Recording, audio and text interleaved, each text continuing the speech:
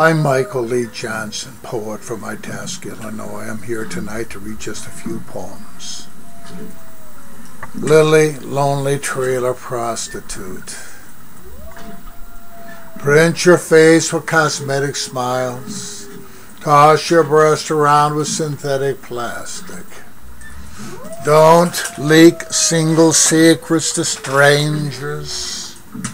Locked in a trailer court 8 foot wide by 50 foot. With twisted carrots, cucumbers, weak batteries, and colorful dildos.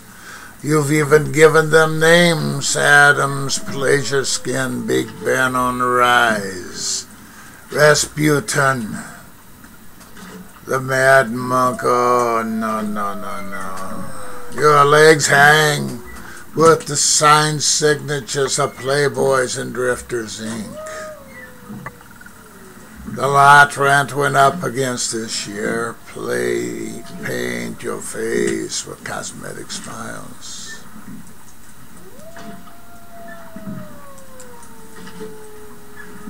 Another poem here is written when I was in Ontario, Canada. It's called From Toronto to Ottawa by Michael Lee Johnson. She comes, she goes, unnoticed. She walks, she talks to no one.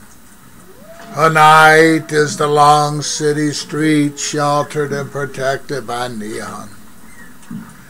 She amuses, she entertains, swaying her slender body. No one offers, and she shouts out for no reward.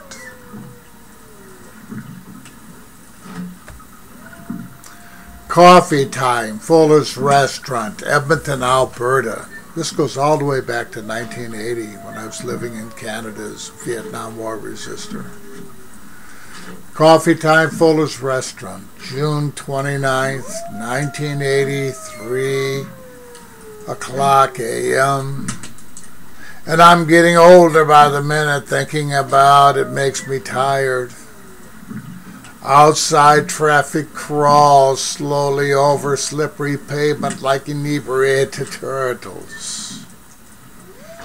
Inside at the coffee counter I flirt with a waitress. Fresh young fruit from Montreal.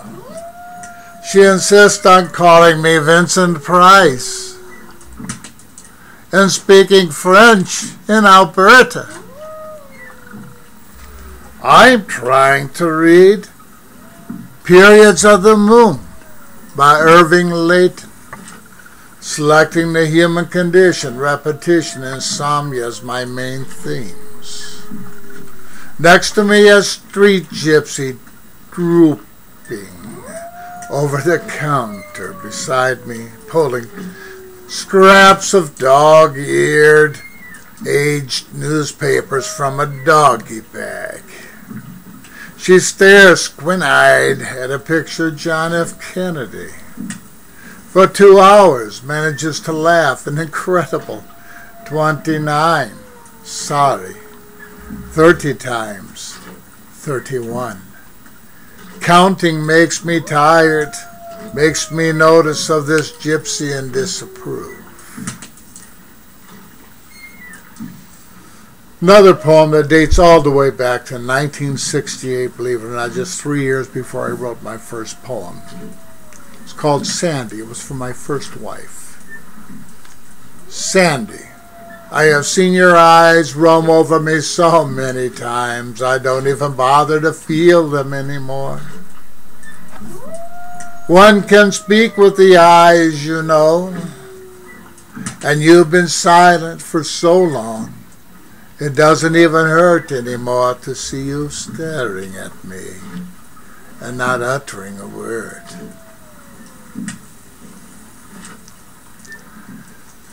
The last poem I'd like to read for you tonight is called Now That I Desire, another poem that was written in 1975 while I was up in Canada.